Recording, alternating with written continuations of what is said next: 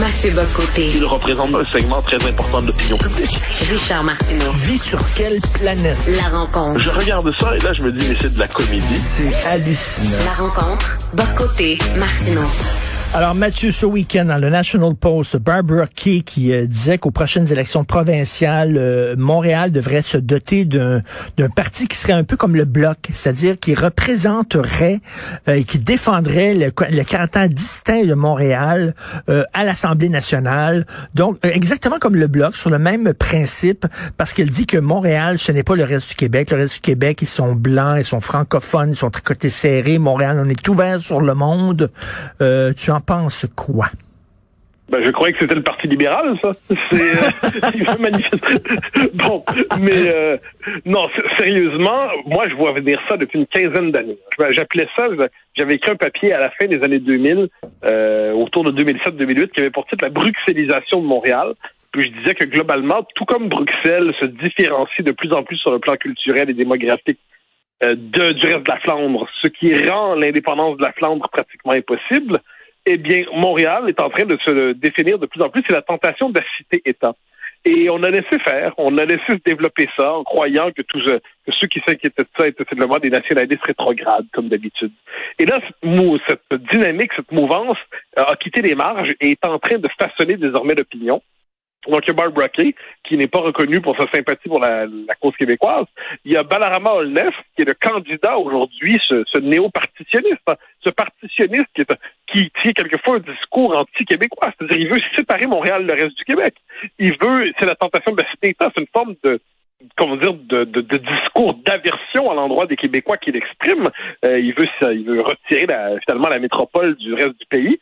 C'est pas surprenant, parce qu'une identité montréalaise nouvelle était en train de prendre forme. La majorité historique francophone, le peuple québécois historique, était de plus en plus minoritaire à Montréal, sauf en certains quartiers. Il n'était pas capable d'imposer ses codes culturels. On a vu que tous les débats sur la laïcité, quand la ville voulait s'extraire finalement, se dégager des exigences liées à la laïcité. On l'a vu avec tout ce qui touche en ce moment sur la langue. Et finalement, Montréal est dans une dynamique de sécession par rapport au reste du Québec. Montréal verse dans le rejet du Québec, le rejet de l'autre, là. Tu sais, pour reprendre leur vocabulaire, là, la haine, là, c'est eux. C'est-à-dire qu'ils refusent ils veulent pas vivre avec les Québécois francophones, comme si on était trop, comme si on était une forme de masse dont on devait se délivrer pour être enfin moderne. Ce discours-là était très présent depuis 15 ans, mais aujourd'hui, il trouve une incarnation politique avec Balarama Olnef. Et c'est un discours très agressif, c'est un discours, à mon avis, extrémiste et suprémaciste. C'est un discours suprémaciste anti-francophone. Mais bon, c'est... mais Mathieu, c'est le retour de la partition. Mais bien sûr. Non, mais il y a... Ça, là, après le référendum, ça s'appelle Howard Galganov. C'était Howard Galganov qui disait c'est la partition. Puis moi, je me rappelle, mais c'est fou, parce que je veux pas jouer au rôle du type qui dit je vous l'avais bien dit, ce qui veut donc dire que je vais le faire. Mais on le voyait venir. Moi, je répétais à qui voulait l'entendre quand j'étais un militant péquiste. Ça fait quand même pas, ça date pas d'hier. Je répétais que le mouvement partitionniste, la prochaine fois, ce sera pas juste Baie-D'Urfé, puis Roxborough, puis Kirkland. Ça va être, dans les faits, l'ensemble de l'île de Montréal qui va demander un statut distinct. Ils sont en train de chercher à nous faire le coup de l'Irlande du Nord, en quelque sorte. C'est-à-dire, la composition démographique de l'île de Montréal justifierait sa sécession par rapport au reste du Québec. C'est de ce point de vue, à l'échelle de l'histoire de l'Empire britannique et de ses suites, le Canada en est une de ses suites, c'est pas surprenant. Ils veulent refaire le coup, finalement, une forme de logique de partition ethnique. Si jamais vous décidez de partir avec l'indépendance, nous, puis on va se séparer. Puis là, maintenant, même si vous partez pas avec l'indépendance, on veut déjà se séparer de vous parce que vous n'êtes pas à la hauteur de notre diversité, vous n'êtes pas à la hauteur de notre moralité supérieure, vous n'êtes pas à la hauteur de notre inclusion, vous n'êtes pas à la hauteur de notre ouverture. C'est quand même exceptionnel. Et c'est un discours ethnique, on s'entend. C'est un discours pour reprendre leur mot, de nationalisme ethnique anti-francophone. Ils trouvent manifestement qu'on est trop dans le paysage et un espèce de nouveau peuple montréalais composé dans le multiculturalisme et la référence à l'anglais, puis le français traîne un peu à la manière d'une forme de résidu folklorique, est en train de se composer. Bon ben ça, on a laissé faire ça avec des politiques d'immigration démesurées depuis 25 ans. On a laissé faire ça avec un refus de réaffirmer le statut du français à Montréal. On a laissé faire ça en faisant pas l'indépendance. On a laissé faire ça en laissant la trudeauisation mentale de l'île de Montréal. Puis ce qui arrive aujourd'hui, c'est que tout ça a une traduction politique. Balarama Olna ne sera pas élu à la mairie cette fois-là, faut pas s'inquiéter. Mais il incarne un courant appelé à croître, appelé à devenir de plus en plus pesant, et ça va devenir peu à peu l'idéologie de référence de la jeune génération montréalaise qui se veut montréalaise sans être québécoise, qui revendique toujours ses origines, mais qui conteste aux Québécois francophones le droit de revendiquer les leurs. Et ça va être la nouvelle identité politique de cette génération montante. C'est clair comme le nez au milieu du visage. On le voit. C'est devant nous et on continue de faire semblant que c'est rien. Et je reviens sur ce texte hallucinant de Barbara Kay où elle dit là, la fenêtre d'opportunité pour que Montréal se donne des pouvoirs là, de cité-nation, elle est très, très, très courte, elle est très petite parce qu'elle dit lorsque la loi 96 va arriver, lorsqu'elle va être votée et qu'elle va entrer en fonction, et là, je te jure que je n'exagère pas, Mathieu, c'est le nom qu'elle emploie, c'est les mots qu'elle utilise, ça va couper Montréal du reste du monde. C'est comme si la loi 96 était un rideau de fer et que lorsqu'elle sera votée, clac, Montréal est coupé du reste du monde. Mais faut bien dire les choses comme elles sont. Ces gens-là nous détestent. Ces gens-là, j'entends les idéologues de cette mouvance, je parle pas des ordinaires, mais cette mouvance-là nous déteste. Ils nous détestent. Ils trouvent qu'on est trop. Pour eux, on est une espèce de tribu nationaliste, ethnique, régressive, antidémocratique, persécutant les minorités. On est en plus, vu quand on est à peu près blanc, mais on est le privilège blanc de la suprématie blanche, tout ça à la fois.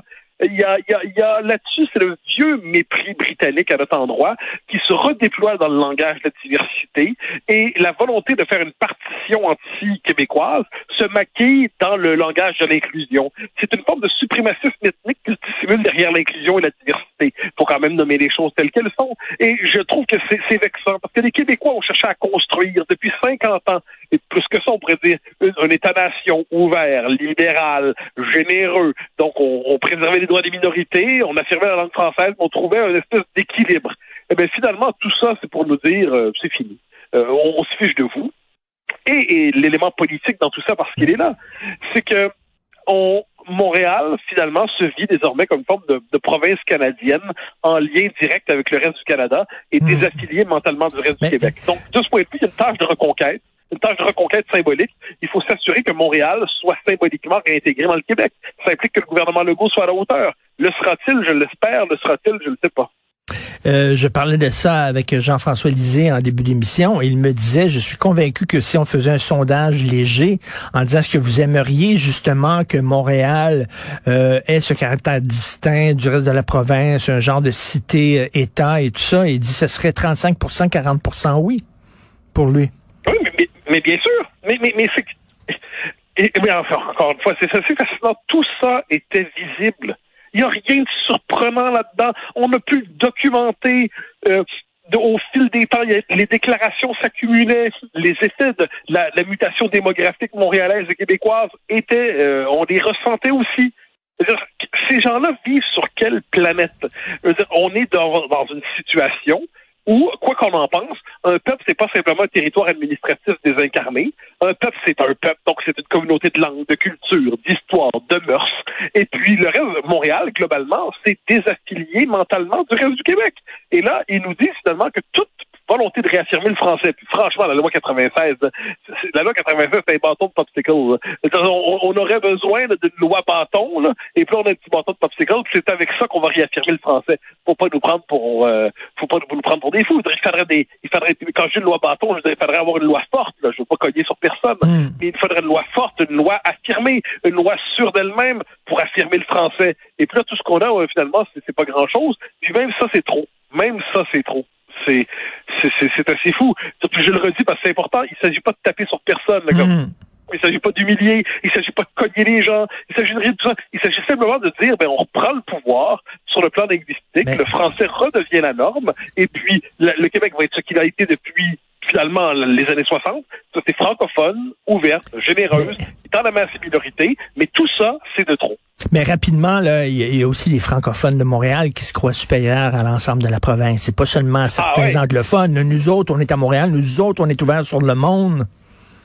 Ah, mais ça c'est autre chose. Ça on le voyait déjà depuis le début des années 2000 aussi. Je me rappelle, Guy Lepage, que j'aime bien en plus. Guy Lepage avait dit dans un entretien dans l'actualité avec les autres gars de RBO, qu'auparavant, il se sentait comme un Québécois dans le Canada, mais maintenant, il se sentait plus proche, lui, en tant que Montréalais, des gens de Toronto, de Barcelone, et ainsi de suite, des grandes métropoles, plutôt que du monde de Rimouski, de Blainville, et ainsi de suite. Puis moi, ça m'avait marqué, parce que je me disais, si nos élites culturelles qui vivent à Montréal ont un marché, puis ont des gens qui les suivent, c'est parce on les écoute à Rimouski, à Chicoutimi, à Blainville, à Bois-des-Filions, à Lorraine, et ainsi de suite. Donc, mais le fait est que ces élites-là, aujourd'hui, ont regardé le reste du Québec comme si c'était une espèce de Québec bouseux, le Québec hostile à la diversité, le Québec fermé. Et puis là, à un moment donné, ils vont se rendre compte qu'être une minorité francophone à Montréal, ils vont devoir se soumettre à la démographie nouvelle, à une référence culturelle nouvelle, puis dans tout ça, ils vont perdre leur propre pouvoir politique et culturel. Ils vont avoir joué avec le feu, ils vont s'être brûlés. Tout à fait. Merci beaucoup, Mathieu Bock-Côté. On se reparle demain. Change ton mot de passe que je vois tes messages. Vas-tu finir par changer d'idée, maudite bokeh? Change d'air quand tu me parles. Tu vas changer de job. Faut que tu changes d'amis. Je te conseille de changer de ton. Ben, c'est pas à elle de changer.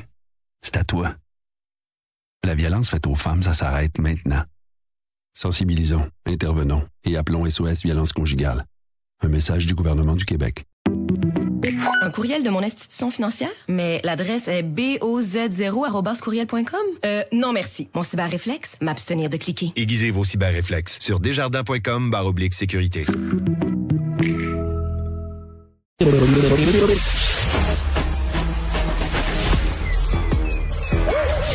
Mathieu Bock-Côté. Il représente un segment très important de l'opinion publique. Richard Martineau. Tu vis sur quelle planète? La rencontre. Je regarde ça et là, je me dis, mais c'est de la comédie. C'est hallucinant. La rencontre. Bock-Côté, Martineau. Petite parenthèse, je voyais William Shatner qui s'apprête à monter dans son vaisseau spatial. Il avait pas l'air content. On dirait qu'il se dit, maudit, j'aurais donc dû aller au Gunquit à la place, plutôt que faire ça comme voyage. Il a l'air d'être assez nerveux. Bref, si vous craignez que Mathieu Bock-Côté devienne de plus en plus français et de moins en moins québécois, lisez sa chronique d'aujourd'hui, ça va vous rassurer. Parce que il écrit le mot « Je m'en contre Saint-Cyboirise ». Salut Mathieu. Hello. Salut. Alors, je m'en contre Saint-Cyboirise. Je te mets au défi de dire ça à CNews, par contre. Ça peut arriver. Moi, en matière de défi, il faut savoir quel est l'enjeu, mais je suis capable d'en relever plusieurs. Mais non, cela dit, bon, ça va passer dans le cadre de ma chronique sur les super-héros, puis là, on dit de Superman qui est devenu le super-héros bisexuel, oui.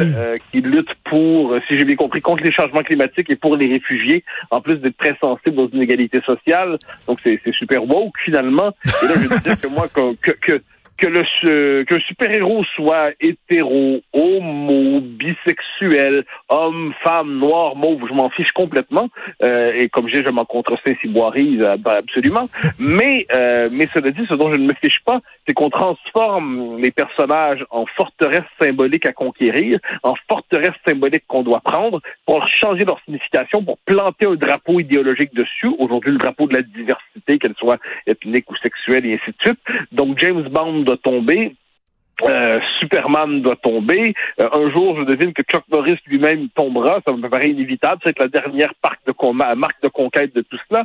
Donc, c'est une espèce de guerre culturelle qui m'exaspère. Et voilà pourquoi dans ce contexte, j'ai utilisé ce terme tout à fait exact. Je m'en contre Saint-Cyboirise. J'ai cherché à l'expliquer, soit dit en passant, l'autre soir à des amis dans un dîner, comme on dit, à Paris. Et là, je les sentais un peu perplexes. Je souligne pour le plaisir de la confession que ces amis, qui sont tous des journalistes français de très bon calibre, de très bon niveau, se sont mis à me parler avec énergie de François Pérusse et de la petite scandinave de chanson de François Pérusse pendant une partie du souper. Je me suis demandé ce qui se passait. Mais écoute, ça a l'air d'une anecdote, là, l'affaire de Superman bisexuel et de James Bond qui est rendu monogame et très sérieux et qui se prend la tête et tout. Mais c'est des symboles, là. Moi, j'ai l'impression, à chaque fois, les woke se font des high five, comme on dit, en disant un hétérosexuel de moins. Oui, exactement ça. Non, mais c'est une logique, en fait, aujourd'hui, de guerre culturelle. Et il s'empare des symboles. Et là, effectivement, il s'agit donc James Bond. Alors moi, c'est parce que tu m'as convaincu. J'ai hésité. J'ai été voir le film il y a une semaine et demie, je pense. Et puis je me suis dit d'abord et avant tout, bon, je m'attendais tellement à une catastrophe que sur le coup, je me suis dit c'est moins pire que prévu. Puis là, j'y ai repensé, puis je me suis dit c'est comme si j'avais des attentes tellement basses que j'ai pas vu que le film était par ailleurs vraiment mauvais. Très et là, mauvais. Je dis qu'effectivement, c'est lui aussi, c'est James Bond est devenu James Woke, c'est James le monogame, James il est pas loin de ne plus boire, il n'est plus patriote, et il est devenu sérieux, lourd, pesant. Et là, on se dit la désinvolture, la légèreté, l'esprit de conquête, tout ce qui faisait le charme du personnage est tombé, et on vit dans une époque sous le signe de l'esprit sérieux dans ce qu'il a de pire. Et ça, je pense que cette guerre culturelle qui traverse nos sociétés, donc on voit dans le domaine des super-héros, on le voit dans la télévision, dans le cinéma populaire, on le voit dans les compétitions quelquefois musicales et ainsi de suite.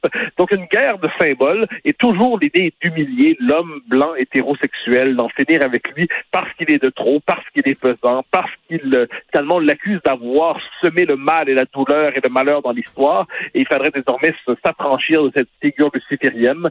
Et c'est agaçant parce qu'on le voit, donc James Bond, c'est une forteresse à prendre, et Superman c'en est une autre, et comme je le dis, ça va finir avec Chuck Norris, donc on est bien mal foutu. Mais un esprit de sérieux qui plombe l'époque, hein, et les woke n'ont pas le sens de l'humour. Et je m'ennuie d'un gars comme Michael Moore, qui est un militant de gauche, mais qui était drôle.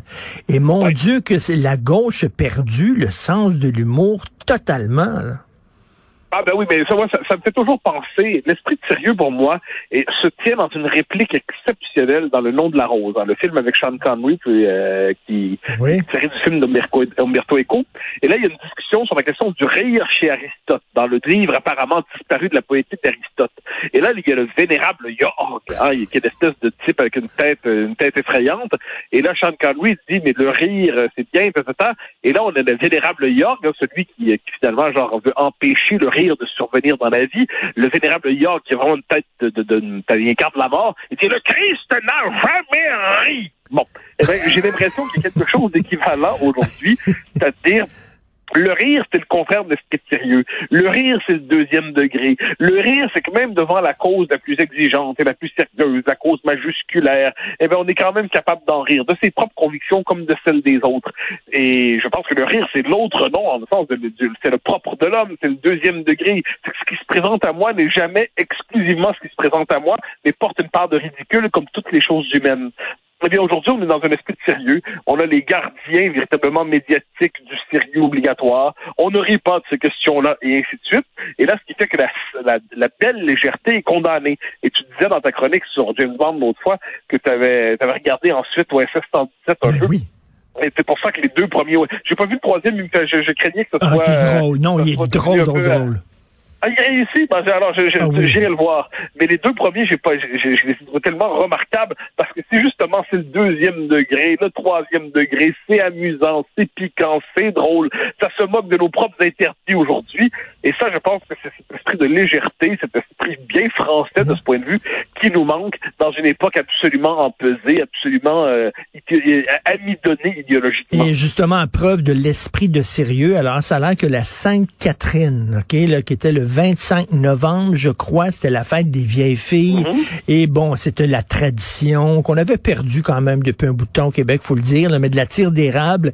Et là, ça a l'air qu'il faut plus faire ça parce que Marguerite Bourgeois aurait utilisé la tire d'érable pour attirer les enfants autochtones et les mettre dans des pensionnats. Donc, on nous dit maintenant que de ne plus célébrer la Sainte Catherine. Écoute. Ouais. Dans l'Ontario francophone, à Hawkesbury ou à Sudbury, je crois. J'ai lu le même article. C'était absolument délirant. C'est-à-dire, bon, mais là, il n'y a pas une tradition, il n'y a pas un rite, il n'y a pas une coutume qui peut survivre, parce qu'il y aura toujours quelque part une victime pour dire que derrière cette tradition, il y a quelque chose de vexant pour ma communauté, d'une manière ou de l'autre, et il faut l'interdire, il faut en finir avec ça. Donc, tout comme en certains endroits, il faut brûler des livres et brûler Astérix pour le transformer en engrais, il faut cesser la tire Sainte-Catherine, et tôt ou tard, on va nous dire qu'il faut cesser Noël, enfin, on nous l'a déjà dit. Donc, c'est une espèce, je le reviens, c'est une forme de guerre culturelle qui partout se déploie. C'est cette espèce d'idée de culpabilisation intégrale d'une civilisation. Et quand c'est rendu que la tire Sainte-Catherine est un symbole de racisme, de discrimination, donc plus rien ne tient, La tire Sainte-Catherine est un symbole de racisme, probablement systémique, pourquoi pas. Bon, ben là, franchement, devant ça, il faut combattre, mais il faut rire aussi, encore une fois, ou tout simplement pleurer devant cette bêtise. Écoute, je sais pas quelle est la météo à Paris. Ici, c'est très doux. Il a fait 23 hier à Montréal et je parlais tantôt avec un présentateur de Météo Média, un météorologue, et je lui disais, bon, est-ce que c'est l'été des Indiens, tu comprends? Et il dit non, il faut pas dire été des Indiens, là. Il dit, il faut dire redoux automnal. Écoute. Ah, non, mais on va faire disparaître tous les mots du vocabulaire. Il faut voir, c'est vraiment la police du langage. L'été des Indiens disparaît, donc là, il va falloir interdire une chanson de Joe Dassin. Oui. L'été indien, si je me trompe pas, donc là, Joe Dassin, il faut probablement l'interdire aussi. Donc, on voit que cette espèce de police du langage, d'interdiction des mots, d'une entreprise de surveillance intégrale, de purification, de purge, de nettoyage linguistique, tout ça, en fait, c'est une espèce d'entreprise d'éradication. C'est une logique de croisade, c'est une logique d'inquisition. Et devant ça, on ne sait pas exactement comment réagir. Et la bêtise triomphe majusculaire, himalayesque, sûre d'elle-même et écrasante. Et là, David Chappelle, qui se fait traiter de transgenre parce qu'il dit que toutes les personnes vivantes sur Terre sont nées d'une mère, du ventre d'une mère. Ah, il s'est fait traiter de transphobe, en fait, oui, absolument. Transphobe, pardon. Donc là, oui, donc on affirmait effectivement qu'on est né du ventre d'une mère. Ça, apparemment, c'est transphobe.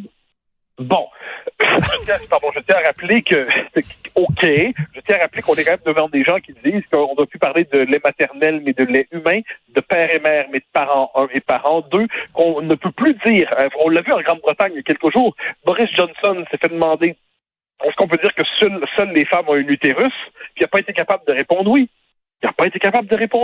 On est dans une société où dans le magazine Clin d'œil Québec, si je me trompe pas, on plaidait pour la démocratisation de la vulve en expliquant par ailleurs que des personnes, c'était pas seulement des femmes biologiques qui avaient des vulves, mais des gens de tous les genres qui pouvaient en avoir une. Ça devient, on vit dans un monde déréalisé, un monde falsifié, un monde contrefait idéologiquement. Et encore une fois, c'est à ce moment-là que l'humour serait vivant. C'est-à-dire l'humour serait pour dire mais quelle foutaise que cette espèce de discours. Eh bien non, parce que là, si quelqu'un a le malheur de rire, on va l'accuser de transphobie. Mais moi, je veux vivre vieux. Je veux vivre très vieux. Premièrement, parce que, bon, j'aime la vie, mais deuxièmement, je veux voir les enfants des woke qui vont devenir des punks. T'as rien vu, là. Les punks, c'était rien. C'était des hippies à côté d'eux autres. Eux autres vont se mettre à blasphémer, à sacrer, à rire de tout le monde parce qu'on le sait, les enfants sont toujours le contraire de leurs parents. Alors, j'ai hâte de voir les woke pognés avec des enfants hyper punk.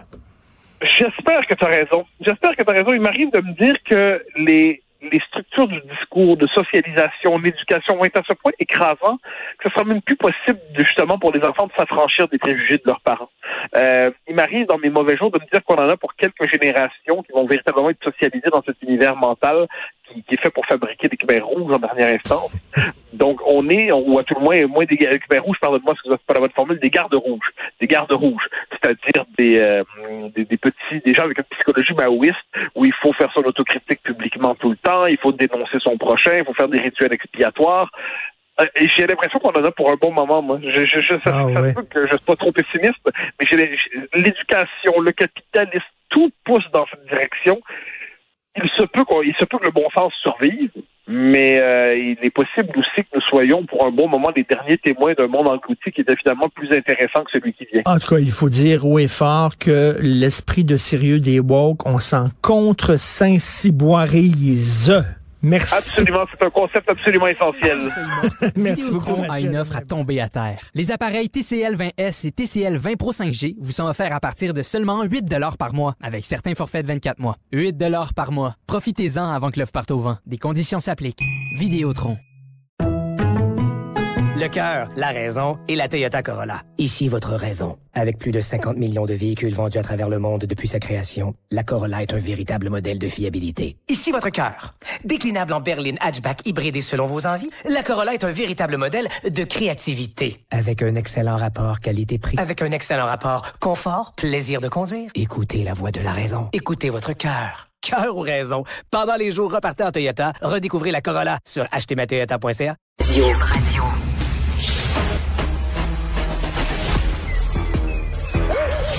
Mathieu Bock-Côté. Il représente un segment très important de l'opinion publique. Richard Martineau. Tu vis sur quelle planète? La rencontre. Je regarde ça et là, je me dis, mais c'est de la comédie. C'est hallucinant. La rencontre. Bock-Côté. Martineau.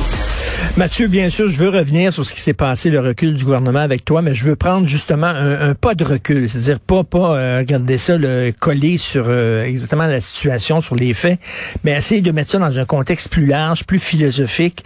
Et selon moi, Mathieu, ça montre à quel point les démocraties sont extrêmement fragiles face à des gens qui ont une foi inébranlable. Ah ben c'est exactement comme ça que vous êtes en parler.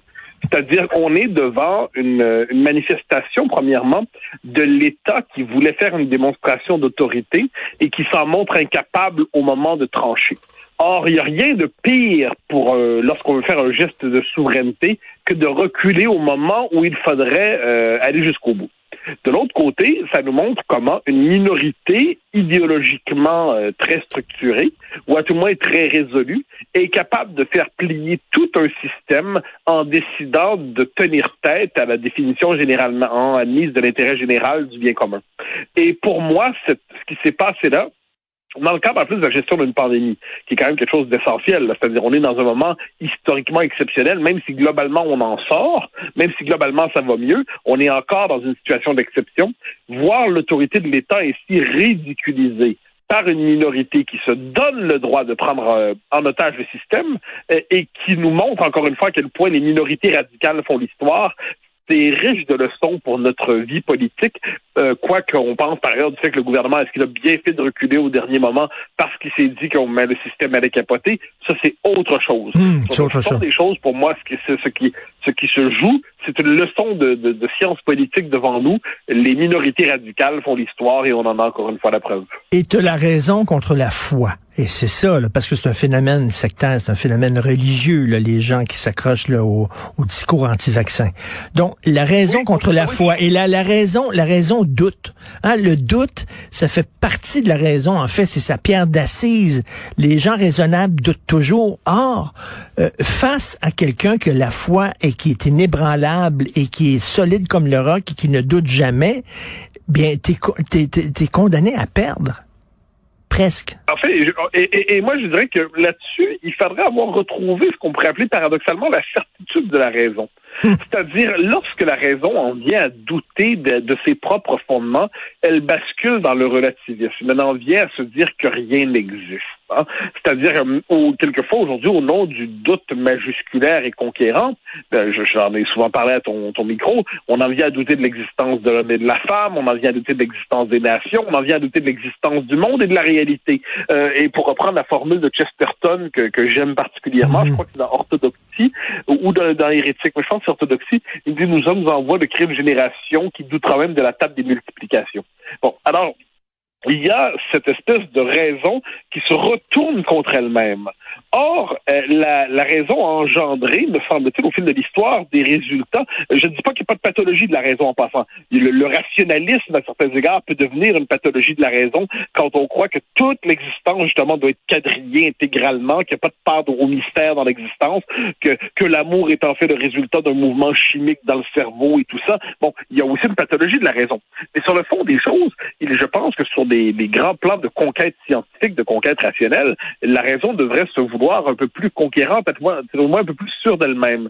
Or, elle a tendance, les démocraties sont souvent en situation d'incapacité devant des minorités fanatiques qui imposent leurs dogmes et nous ne savons pas comment leur répondre. Nous ne savons pas comment répondre aux dogmes, sinon en multipliant les points d'interrogation, croyant par là faire preuve d'ouverture. Mais on ne fait pas d'ouverture devant des fanatiques. Et ce qui se passe dans ce cas-là, moi, comme je dis, sur la question de la COVID, je pense pas avoir été, je le dis, je peux en être témoin, j'étais pas le plus fervent confiniste, disons ça comme ça. Je trouvais qu'il y avait qu'on allait trop loin là-dedans, qu'on tenait pas compte du fait que les besoins de l'âme humaine, les besoins sociaux étaient aussi importants, qu'il fallait aménager des espaces pour que la vie se poursuive. Bon. Mais l'envers de ça, c'est que j'ai toujours considéré que le vaccin était la plus grande réussite qu'on pouvait avoir dans cette histoire, que le vaccin, c'était la vraie voie de sortie. Et autant que J'étais sévère envers le gouvernement quand il pensait qu'on avait une existence, chacun d'entre nous, d'encaserner dans nos maisons jusqu'à la fin des temps. Autant que de l'autre côté, il n'y a pas d'ambiguïté sur la vertu du vaccin. Et moi, alors, le vaccin obligatoire pour la population dans son ensemble, non, d'accord, je comprends. Mais pour le personnel de la santé, ça va de soi. C'est même pas une question, j'oserais dire. Le personnel de la santé, s'il y en a un qui devrait y adhérer presque naturellement et spontanément, c'est le personnel de la santé. Et qu'un doute surgisse de cette nature dans le système de santé, ça nous en dit beaucoup, je crois, sur la permanence de croyances archaïques et irrationnelles dans l'ordre social, et on le voit sur ce coup-là. Et comme je dis, moi, je vois en France, si tu me permets ce moment sur le mode témoignage, je vois des gens particuliers, mais ça c'est surtout chez des intellectuels, qui ont refusé de se faire vacciner, non pas parce qu'ils étaient contre le vaccin en soi, mais parce qu'ils étaient, ils disaient, on est contre le pass sanitaire, on est contre la démarche obligatoire, donc on y résiste. Sur le plan individuel, je suis prêt à discuter un par un. Mais là, c'est pas de ça dont on parle ici. On est devant un mouvement des croyances régressives, des croyances archaïques qui bloquent un processus d'immunisation collective, et on n'est plus devant des cas de discussion individuelle sur le mode du séminaire intellectuel intéressant. On est devant une forme d'obstacle, et le gouvernement a buté devant cet obstacle. Pour moi, il y a plein d'éléments dans ce qui vient de se passer là. Ce n'est pas purement pragmatique, la décision du gouvernement.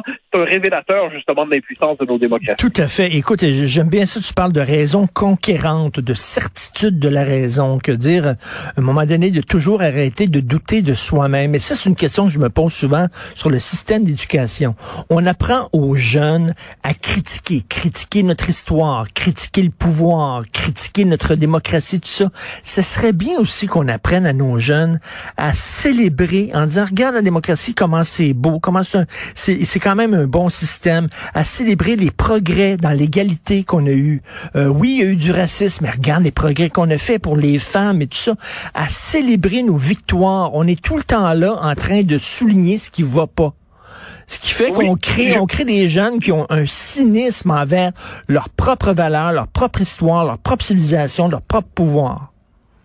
Oui, puis j'ajouterais qu'il y a une forme de division de très étrange, mais de division de la sensibilité. C'est-à-dire, d'un côté, la raison est là sur le mode scientifique, mathématique, et ainsi de suite, mais de l'autre, la question du sens est complètement abandonnée. Donc, ils sont de plus en plus nombreux à se réfugier, justement, dans des sens compensatoires, des crises existentielles à répétition, à se demander, justement, est-ce que l'homme et la femme existent vraiment? Est-ce que j'ai vraiment mon sexe ou je pourrais pas m'identifier à un autre? Est-ce que, finalement, je pourrais pas m'identifier à des traditions les plus exotiques qui soient qui me confirmeraient que j'existe en passant par le chemin de l'étranger? Moi, je pense qu'il y a moyen de renouer avec cette idée que la raison, dans l'histoire de la civilisation occidentale, elle puise dans l'histoire de la philosophie. Elle s'est déployée à la fois dans l'empire, dans le domaine de l'architecture, dans les sciences, dans la construction de la démocratie. Je ne veux pas présenter une vision poétique de la raison, c'est pas la question, mais elle est l'expression, je crois, dans notre cas, l'expression la plus remarquable d'une certaine dynamique de civilisation. C'est avec notre civilisation qu'il faut renouer à certains égards. Si l'Occident était si puissant dans l'histoire, c'est pas parce qu'on était d'une civilisation seulement conquérante et prédatrice. Il y a eu rien que ça, des civilisations conquérantes et prédatrices dans l'histoire. Ce qu'il y a eu, c'est le pari sur l'universel, le pari sur le rationnel, le pari sur la raison. Ça, il y a quelque chose d'original dans le pari occidental là-dedans, qui s'est donné à la fois dans la science, dans la démocratie et dans une certaine lecture de l'économie qui nous a fait de nos économies des économies particulièrement prospères et créatrices. Quand on regarde tout ça, c'est une civilisation qui, malgré ses défauts, je ne la crois pas parfaite, notre civilisation, je lui trouve plein de défauts à temps plein, mais c'est une civilisation qui mérite d'être aimée. Et ce que l'on a vu dans cette espèce de résistance d'une partie du corps médical, enfin pas du corps médical, du personnel de la santé, c'est, je dirais, c'est comme si on a laissé prospérer des croyances étranges au fil des ans qui se sont coagulées dans une mouvance qui, cette fois, est anti-vax et qu'on cherche quelquefois à madoisant. C'est des gens qui se posent des questions et ainsi de suite. Il faut à un moment donné avoir une forme je dirais, de fierté, de fermeté tout à la fois et de pas faire semblant qu'on est devant un point de vue rationnel quand on ne l'est pas. Et écoute, en terminant, est-ce que je suis paranoïaque, Mathieu? Parce que moi, je me dis, les gens qui sont contre la loi 21, par exemple, ou qui sont contre les lois pour protéger le français, la loi 101, la loi 96, ils ont certainement pris des notes, là, parce qu'ils vont apprendre de la victoire des coucous, là, en disant, il faut se radicaliser, là, puis quand tu tiens ton bout, tu peux faire plier le gouvernement. Je suis convaincu que ces gens-là prennent des notes. Ben moi, j'irais plus loin. Je pense qu'en tant que tel, les minorités radicales font l'histoire. Et de l'autre côté, on se dit, oui, il y a la majorité silencieuse, mais la majorité, elle est plus silencieuse que majoritaire. Donc, devant ça, il va falloir, je crois, puis c'était quelque chose d'important pour les enjeux que tu viens d'évoquer, retrouver du côté des partisans de la laïcité, des partisans de la nation, du français, une fermeté intellectuelle qui nous manque en ce moment. Les Québécois ont tellement désireux de toujours montrer qu'ils sont gentils, accommodes à entendre et ainsi de suite, qu'ils en deviennent rapidement impuissants. Je crois qu'en la matière, la fermeté sera nécessaire et la fermeté n'est pas contradictoire avec l'ouverture d'esprit. C'est que simplement, il ne faut pas hésiter à dire ce que l'on pense sur des questions essentielles. Merci beaucoup. Écoute, je sais pas, demain, je sais pas si tu as lu aujourd'hui dans Le Devoir, Michel David sur Paul Saint-Pierre Plamondon, mais qui dit arrêtez de toujours blâmer Paul Saint-Pierre Plamondon pour la déconfiture du PQ. C'est plus large que lui. C'est une désaffection des Québécois vis-à-vis le projet souverainiste. On pourrait s'en parler demain s'il n'y a pas d'autre chose qui se pointe le bout du nez. On grand plaisir ne devrait pas être un casse-tête. C'est pourquoi les pharmaciens affiliés à Family Prix offrent un service de vaccination simple, sans longue file d'attente. Prenez rendez-vous au familyprix.com. Les pharmaciens propriétaires affiliés à Family Prix sont les seuls responsables de ces services offerts. Certaines conditions s'appliquent. Pour la saison des feuilles mortes, Vidéotron a une offre à tomber à terre. Les appareils TCL 20S et TCL 20 Pro 5G vous sont offerts à partir de seulement 8 $ par mois, avec certains forfaits de 24 mois. 8 $ par mois. Profitez-en avant que l'offre parte au vent. Des conditions s'appliquent. Vidéotron.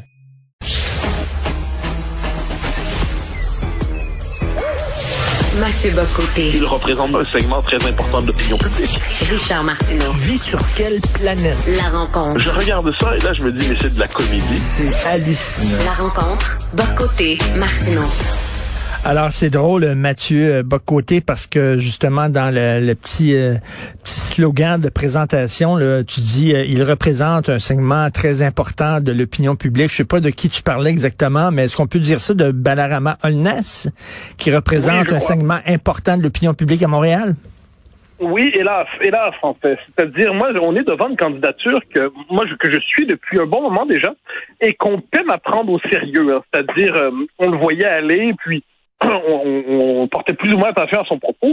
Or, il exprime dans le langage de la diversité, de l'inclusion, du multiculturalisme, un propos radicalement partitionniste, anti-québécois. C'est-à-dire, je dis anti-québécois à dessein, c'est-à-dire qu'il considère que Montréal doit s'affranchir du Québec, doit se désaffilier des règles québécoises, que si jamais on faisait l'indépendance, la partition serait une option pour lui, il n'y a pas de doute là-dessus, il l'a écrit clairement. C'est un candidat qui normalise tous les thèmes comme le racisme systémique, le privilège blanc et ainsi de suite. Et tout ça, c'est paradoxal, donc à un mépris explicite du Québec, mais qui s'exprime dans le langage de la diversité, donc tout le monde est complètement paralysé devant lui. Et j'ai vu qu'il a reçu des menaces hier, je crois. C'est absolument inacceptable. Il n'y a aucune nuance à faire sur ça, ou des insultes. Il n'y a aucune nuance. C'est absolument condamnable. Une fois qu'on dit ça sur le plan politique, si on peut débattre politiquement avec ce monsieur, son propos est fondé sur un rejet viscéral du Québec. Un rejet viscéral, une forme de nationalisme ethnique montréalais, c'est-à-dire que c'est la Fédération de la diversité montréalaise qui voudrait s'affranchir des Québécois ploucs. Et moi, j'ai l'impression que notre classe politique, encore une fois, tarde, elle zigonne, comme on dit chez nous, et bien finalement, elle ne fait rien, et ce discours-là progresse. Et le seul à tenir compte de ça sérieusement, c'est Paul Saint-Pierre Plamondon. Ça vaut la peine de le dire.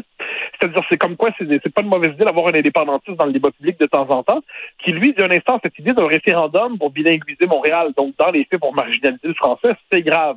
Et j'espère que l'ensemble de la classe politique va prendre au sérieux ce défi qui est posé par cet homme, qui est un néo-Galganov, qui est un néo-rhodésien, et qui, aujourd'hui, insulte le peuple québécois, veut contester, en fait, la légitimité de la présence québécoise à Montréal. On est en droit de dire ce discours-là est absolument inacceptable chez nous. Écoute, il faut le dire, là, parce qu'au début, c'était marginal. Les gens disaient quoi, tu sais, puis Balarama, il avait des difficultés à dire son nom, mais là, il est devenu une vedette, là.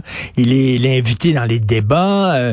On en parle énormément dans la communauté anglophone. Donc, écoute, c'est ce qu'on appelle en anglais de rising star de la politique municipale.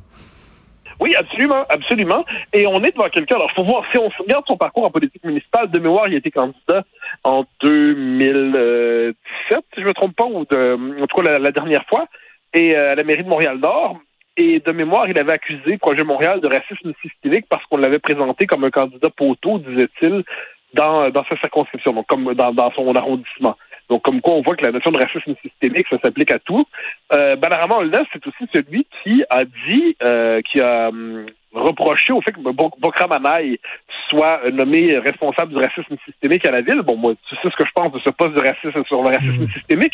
Il a dit, c'est pas bien que ce soit elle qui soit nommée parce qu'elle n'a pas la bonne couleur de peau. Ça devrait revenir à un noir. Excuse-moi de dire que quelqu'un ne doit pas avoir un poste à cause de sa couleur de peau. Je pense qu'il y a un nom pour parler de ça. Hein, ça commence par R. Bon. Ensuite, c'est lui qui nous dit, c'est partition. C'est lui qui nous dit aujourd'hui contester le statut du français. Là, il faut prendre ça au sérieux, là. Je veux dire, autrefois, la classe politique québécoise en son ensemble aurait dit que ce discours-là est inacceptable, et aujourd'hui, tout le monde dort au gaz. Et je pense qu'il y a une espèce de paresse, d'indolence, et c'est comme si nos réflexes vitaux étaient émoussés. Et moi, je pense qu'on doit prendre au sérieux ce discours. Il progresse, il va beaucoup plus loin. En fait, ce qui est particulier, c'est qu'il y a encore plus d'écho que la candidature de Balarama Holness, qui fait par ailleurs à peu près 10% dans les sondages.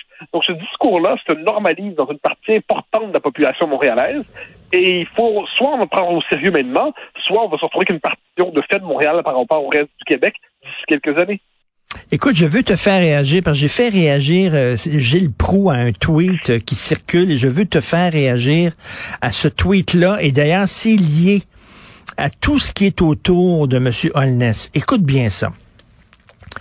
Expérience vécue dans un café branché de Montréal. On m'a accueilli en anglais dans 2 succursales différentes à quelques jours d'intervalle. Dans ce même café, Mathieu, un écriteau demande aux clients de parler de façon non genrée pour le confort de tous. Tu vois, c'est-à-dire il faut faire attention à toutes les minorités, même les minorités sexuelles quand tu entres dans un café. Il faut pas que tu dises il ou elle parce que ça risque de leur faire de la peine. Mais la minorité francophone, on s'entorche. Premièrement, c'est le délire, c'est le contrôle idéologique de la parole publique, c'est-à-dire que désormais, les conversations, on comprend que les conversations sont surveillées, le langage doit être surveillé et rééduqué en fonction de l'exigence diversitaire. 1. 2, le français est laissé de côté. Résultat des courses, Montréal est une ville qui est idéologiquement dominée par un discours, par un projet de plus en plus radical, qui veut en fait non seulement tasser les francophones, hein, les Québécois doivent accepter d'être une minorité parmi d'autres dans la ville, sinon ils se taisent, et ensuite qu'une espèce d'idéologie nouvelle codifie les rapports sociaux. C'est la wokisation de la métropole, et moi je me dis que devant cela, il faut en faire une tâche nationale. Pourquoi? Parce que si, comme plusieurs le disent, hein, une conversation dans les milieux nationalistes, les milieux politiques, ça consiste à dire Montréal est perdu.